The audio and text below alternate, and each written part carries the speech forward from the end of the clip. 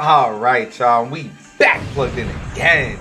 This is the second and the final part. This is the final video for the giveaway, which will be ending in just a few days. I want to sincerely give you guys a very humble and gracious thank you. I appreciate everybody that entered the giveaway, and I appreciate everybody that contributed anything, whether it be helping, whether it be sharing the videos. I appreciate you guys so much, and I want to continue to do videos for you guys and continue to do giveaways, is what I meant to say, and just keep the positive energy flowing. So thank you guys so much. I appreciate my community, man. You guys are such beautiful, amazing people, and I wouldn't be here without you. Let's go ahead and get right into the tier list. As you guys see here, we're going to be starting with S+. We already covered the other tiers in the last video, so make sure you check that out if you didn't see it. Starting off, S+ tier with our girl Clet. She is a Pyro Catalyst user. She is 100% Pyro, which means she's pretty easy to build. Just a Pyro damage cup, crit rate, crit damage circlet, and then, you know, attack percentage sands. Pretty standard stuff as far as how you want to build any DPS. The things that she has over a character like Diluc is she has higher magnifiers on her charge attacks, and that's going to help her spam damage. She also can apply more active pyro instances while she's off the field. So she can throw her Jumpty Dumpty. It bounces a few times. Every bounce is pyro. So you can throw it out, swap to a character, make a couple quick reactions, and then it drops the mines on the floor, and those are a delayed explosion. So you can actually, you know, make pyro reactions with those Jumpty Dumpty mines while she's off the field. So that is something very good. Her ult does lend her to be a bit more selfish, because if you leave before the duration ends, there's no bonus effect, unless of course you have her C4. All in all, man, Clet is a catalyst user, so she kind of has a slower, clunkier playstyle. But in this game, every character actually has mechanics, and every character has things to learn and to work around to optimize them. This isn't a game where you can just say, oh, this character is better just because you think it. People actually go do the math. And the fact that she can get an additional 50% charge attack damage and a free charge attack every other charge attack is absolutely crazy. She can spam Jumpty Dumpty charge attack, Jumpty Dumpty charge attack spam. Very, very crazy high damage. She used to be the highest single target damage dealer in the game. Moving on to our boy Diluc. You can say he's fallen off or any of that, man. This guy still does crazy, insane damage. I do know mathematically Diluc's teams aren't going to do more damage than some people like Hutao or Ganyu, even Ayaka, who we'll see her a little bit later. But this character, man, is still one of the funnest playstyles in the game. He is the only character right now that has some semblance of a combo, which isn't, you know, Eula, where you're just, you know, using your normal attack and skills and counting. He actually has this weave combo where you know, normal attack, skill, normal attack, skill, normal attack, skill, so on and so forth. And after you pop his burst, he does get that pyro infusion. He does have more pyro infusion than someone like Hutao, who he gets all those instances of pyro with his skill, and then after his burst, he gets 100% pyro infusion. So very, very great in that regard. He's a great sword user, a claymore user. So man, he's very good. He's going to be very versatile and still one of the best damage dealers in the game. It's okay. Power creep happens, but he's still an amazing character. And I do feel once we get more great hand swords, more claymores that are 5-star, like crit rate, crit damage type of stuff, this character is going to shine a lot more. Going on to our best 4-star in the entire game, Balkan. Alright, this character is so amazing. When he first came out, when the game first came out, a lot of stuff had to be tested, and he has dual scaling with attack and HP. But once people realized that his scaling is base attack, that does not go with your artifacts. So basically, you can just put on a decently leveled weapon and raise his level, and that's going to help him heal, and that's going to help him boost your team. So you don't have to raise any character to level 90. I would say level 80 is a good margin, but you know, however you level his weapon, that's going to help you out as well, because that does directly impact how much he boosts your team's attack. Alrighty.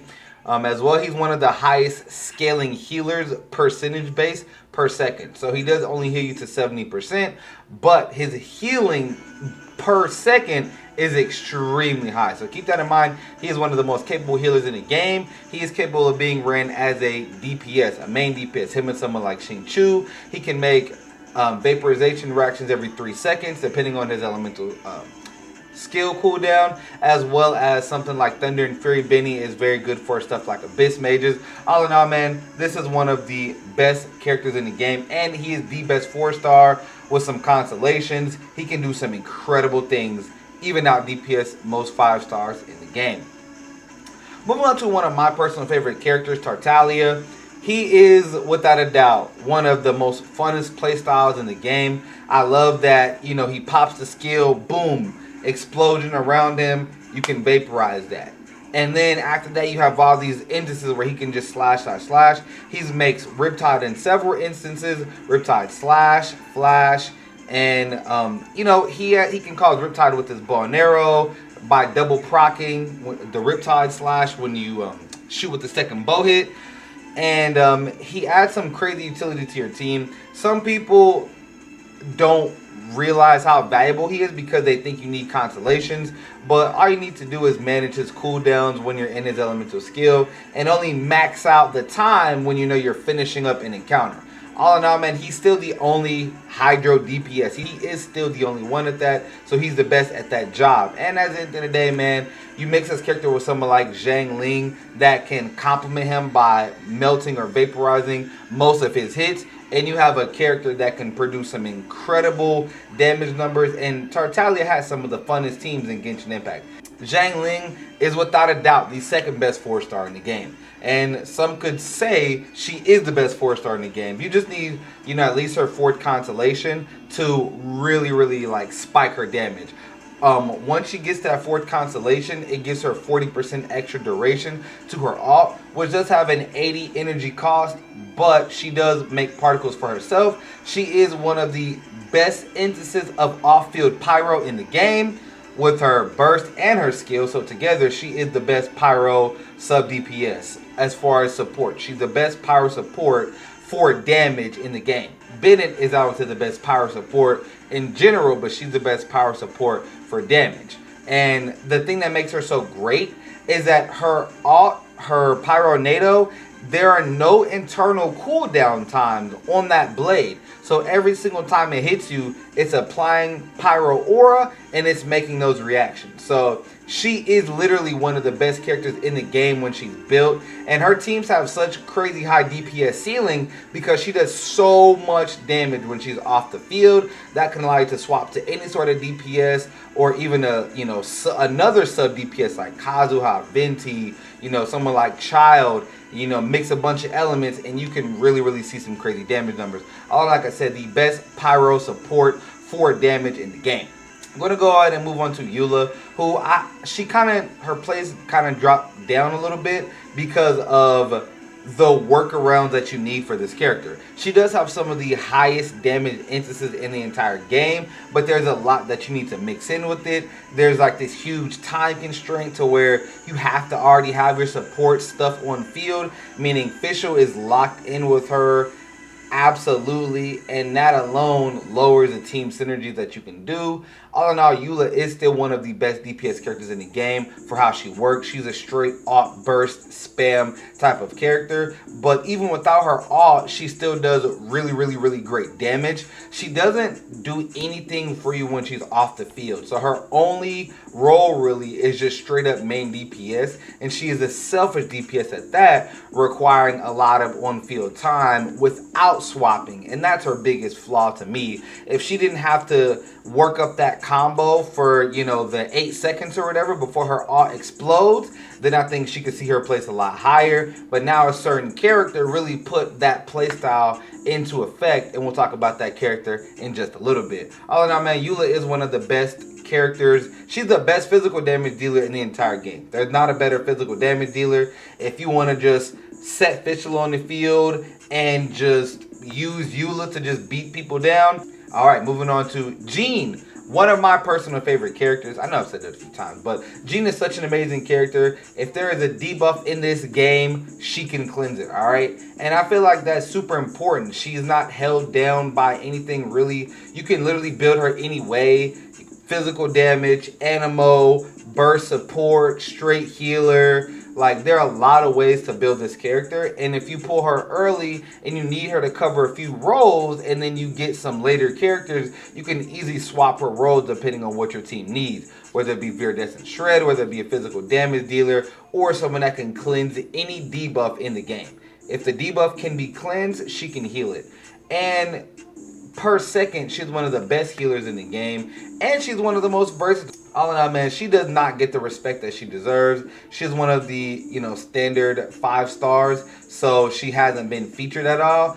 But this is a great character, and if you lose your 50-50 and you get Jean, I promise you it's not a bad thing. She is one of the best characters. She actually has some of the best constellations for a standard character in the game. So the more dupes of her you get, the better she will help your team, I promise you. All in all, man, one of the best healers in the game and the best at what she does. Yoimiya, she hasn't come out yet, but we did get to play test her. We did get to test her. Unfortunately, her kit allows her not to really be able to vaporize consistently, and overload is actually the best reaction with her for consistent damage from what the numbers say right now. She still does need to be tested, so some of this information can be inconclusive, but from what we have now, she's not going to damage as well as the other power DPS characters, and it could very well come out. She could out DPS Clet and she could out DPS Diluc, and then of course, this would be incorrect, but from what we have, she does scale very well. One of her passive talents allows, she gets more pyro bonus damage the more consecutive hits she has, so that's pretty good up to a certain point, of course, and more testing needs to be out. She's definitely going to be an S+ character. She definitely could be higher though. She's not going to be on Hutao type of level. Diluc and Clet, that can be debated. You know what I mean? But as she currently stands, Yoimiya is going to be a very, very fun pyro DPS. She does have a little bit of support value where she pops her ult, and that leaves a pyro mark on enemies, and then when they die, it makes an explosion, which can be, can create elemental reactions, and then it passes on to another enemy close by. So she does look very, very fun as far as her kit and her playstyle. We just need to see and do a little bit more testing. We're going to go ahead and take a look at Zhao. This is one, he has a very fun playstyle. He has a very fun playstyle, but he's one of those high risk, high rewards. I think the biggest issue with him is that you can't make particles with him while he's in his elemental burst. So if you don't have constellations of him, then you're literally just jump, plunge, normal attack, cancel, however you want to do it. But it's a little bit repetitive, the play style, and it's very high risk, high reward, as you need a shield on him because he can get interrupted while he's plunging. You can plunge right as the enemy's stomping or smashing and just get completely obliterated because your health is going down anyways. But if you build around, if you work around this character, you get him an animo battery, someone that can shield him and keep him protected. And he doesn't really need to make very many reactions because Swirl comes in contact with everything. So you won't need to build a team for reactions. If there's someone with an aura around him, he's going to swirl every single time. And since the animal has gotten buffed, this character's damage has actually increased as well. So keep that in mind. He is still one of the better DPS characters in the game. But there are a lot of workarounds with this character and a lot of constraints such as his stamina and his energy recharge as well. But just like every character in the game, if you build a team around them, they're significantly better. Alright, now we're going to go ahead and get into our God tier characters. So we're going to go ahead onto Ganyu, Ganyu is the best AoE DPS in the entire game. Her playstyle is ridiculous. Her damage is insane. She doesn't even need to do reactions. Like, you can literally just sit there and fire a 40,000 AoE spike, bro. She is without a doubt the best DPS character in the entire game. She's also one of the best cryo sub DPSs in the game because her ult is just 15 seconds that can be 100% uptime. So you can always have this ult up on the field if you have this character. And that's always going to be these cryo icicles dropping from the sky, and that's going to be so many elemental reactions in that 15 seconds. On top of, she actually buffs every other cryo character in the game. So Ganyu and Ayaka teams are incredibly insane because you can basically do this freeze comp with like Mona or Xing Chu and pop Ganyu's ult and then use Ayaka's ult. Ayaka's ult gets 20% more damage, and it's just like very, very crazy. So without a doubt, man, Ganyu is still the most top tier DPS character in the entire game. She very much trivializes a lot of content. Being able to do that much damage, range, not having to get close, and not having to make elemental reactions. Her playstyle isn't the most fun because it's the same thing. You're just aiming charge shots over and over. But at the end of the day, man, results get results, and that's what she does. One of the best characters. It's going to be very hard to overtake this character, but it will be done. Going on to Hutao next, one of the best DPS characters in the game. Between DPS and single tier and AoE, can be argued between these two, or fact check proven. With certain constellations, Hutao gets crazier. With some constellations, Ganyu gets crazier. And at C0, they're both insane. Shout out to my boy Rod. Hutao actually needs a lot of things built around her. She's melee and she has HP constraints. She drains HP, but she also heals HP. And she also does bigger damage numbers at one time. Whereas Ganyu, her ult is just a bunch of cryo sickles falling, and you get most of Ganyu's damage with that Bloom AoE charge shot. So those are pretty much the big differences between the two. Hutao does help the team out because she does pass crit rate. So that's pretty good as well, man. You always have to factor that in. And she can heal herself. So her heal works better on multiple targets. But sometimes you could overheal. But you just got to take into account, you always have to kind of factor in, are you low HP? Are you under 50% HP? Is my skill proc? Then do my ult. You have to do all these things in order to get the best result with Hutao. When Ganyu, you just hold the button, click shoot. Hold the button, click shoot. Then if you want to go like Zhang Ling for Ganyu, you got Melt Ganyu. She's absolutely insane. So comparing the two damage-wise numbers are very, very close. Ganyu is much safer, but Hutao can get the results done a little bit quicker if she has all of her situations met. All in all, one of the best characters in the game. Zhang Ling, man, this guy, when you say trivializes content, I mean this dude literally makes it so you can just play the game and you never have to dodge any hits as long as you have his shield on you, alright? And if you build this guy triple HP main stats, so even his headpiece, HP, goblet, HP, sands, HP, you are going to have over 42,000 HP, and your shield is pretty much not going to break in that 12 seconds unless you are really, really pushed by a boss or something like that, alright? This character, man, after his buffs, I mean, you could easily say he's the most important character in the entire game. His shield covers everything, he shreds defense, and he paralyzes enemies. There's no character like him. On top of that, he also does passive DPS. And if you combine him with other Geo teams, Geo compositions, he can do insane damage numbers. So, once again, he's one of those characters that you can build him so many ways. If you want him to just be a shield bot, cool. If you want him to be a damaging shield bot, cool. If you want to build him for damage, cool. Like, he does it all. And at the end of the day, man, he is, in my opinion, the most useful character to have on your account. You definitely need damage, and that's for sure. But you can get damage from a lot of ways. 4-star characters with constellations, good sets, good team composition, good synergy. Those things can get you damage. No one else gets you something that shields you from everything in the game on top of passively making enemies weaker and buffing your team. This character is absolutely god tier.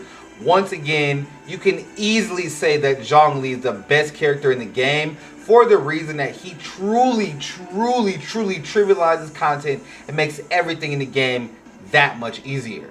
But I'm going to put him in his rightful place only because I do value DPS a bit more, and sometimes you can just shred through content with minimal effort and you don't need that many shields. Most times often the harder content, you need the shields. Bring your Zhang Ling. If you don't got them, buckle up. Ayaka. This character really made me spin this whole entire list back. I didn't want to rank her too low, and this character is the best burst damage character in the entire game. She literally had the highest scaling ultimate in the entire game. Like level 8, it's like 43,000 skill damage. Like, it is absolutely ridiculous. The biggest contingency with this character is that she doesn't perform like your standard reverse melt or your standard melt team that you would think. They don't work well with her because of how her damage is. Literally 75% of her damage is her ult. So you can expect for a normal and charge attack to still hit for a decent amount of damage, but you're not really going to be making reactions with them because of how her kit works. Freeze teams actually work better with Ayaka, and that would make some people vote her lower, but when you see what her ult can do, you can't say nothing. And then when you put her with something like the new Inazuma craftable weapon, she is absolutely crazy. Like, she does her ult and she gets half of it back. It's incredibly insane. Like, no one in the game does this much damage as quickly as this character. You just let her ult rip and stuff dies. She's not going to have the highest DPS because of her normal and charge attack damage. Best nuke DPS in the entire game. Kazuha. I think this is my favorite character in the game. And if you take a look at his kit, you would think Kazuha versus Vinci. You would think, oh, well, Vinci swirls better. He groups enemies better. But Vinci needs energy to do that. And Kazuha constantly, every 6 seconds, is going to be able to group enemies. And then once he gets his ult, it's that constant swirl. So Kazuha buffs damage more than Vinci. Kazuha is basically like Vinci and Sucrose kind of put together, where he literally buffs the damage done by elemental infusions, and he can pass on elemental mastery. So this guy, man, he is very insane. I truly think he's the best support character for gathering enemies. So, right, you got Zhang Ling as the best support character in terms of just giving you a shield and letting you DPS. You got Bennett, the best support character in terms of buffing your team, healing your team. And then you have Kazuha, best support in terms of grouping enemies and buffing your team's damage. Of course, Vinci groups better, but Kazuha can group more consistently. You don't need the energy cost to do Vinci's ult. You know what I mean? So they're both amazing at what they do. I have Kazuha ranked a little bit higher because he can group enemies more often than Vinci, even though Vinci can basically keep his ult up 100% of the time. There are certain situations, or certain floors, or certain leyline disorders where you can't use your ult off cooldown. You get double ult times, or, you know, no energy particles coming. And when you're in those stages, you're praying that your character doesn't need an ult to group. And in those situations, man, Kazuha is so amazing, alright? I'm going to go ahead and move on to Vinci. This dude is God tier, and he was like the first banner to ever come out in the game. Like, this character, once again, trivializes a lot of content in the game. If there's any mobs that are, you know, the lower tier or like the 50 percentile tier where they're not just super bosses or not super chunky, this dude can basically kill everything in one swoop. For someone like domains, you know, ley lines, any type of event where you're killing multiple enemies and there's no restriction on your burst cooldown, no one does this job better than Vinci. He has crowd control with his ultimate as well as with his elemental skill. His elemental skill doesn't gather though. It just pops enemies in the air, whereas Kazuha, he groups with his elemental skill, and his burst clumps enemies together and makes one constant infusion. So while they're, you know, both of them share that they both group, and they're both very good at that, but Vinci groups bigger groups better. Kazuha Kazuha is able to group enemies more often, and he buffs your team damage even more than Vinci does. All in all, man, these are absolute god tier characters, and if you have anyone in these few tiers, you have something to build your account off of. This is a game where you can start with all 4 stars and you can actually clear Spiral Abyss. It's as simple as that, alright? You don't need 5 stars and you don't need the god tier DPSs. You don't need to spend hundreds or thousands of dollars to play this game to be able to beat it or to be able to enjoy it. You can play this game 100% free to play because of the hardest content in the game. These lists are merely to show who maybe to invest in and what each strengths are compared to other characters. But I really do hope you guys enjoyed the video. Best luck to everyone entering the giveaway. It's been a blast. It's been so fun hosting this for you guys. And I hope that whoever wins the account is very deserving of it and you're very happy. Till next time, Prophet Nation, do love y'all. Make sure you're there with me live when I announce the winner to the giveaway in a few days. So stay tuned, man. Prophet Nation, till next time, I love y'all. I'm out.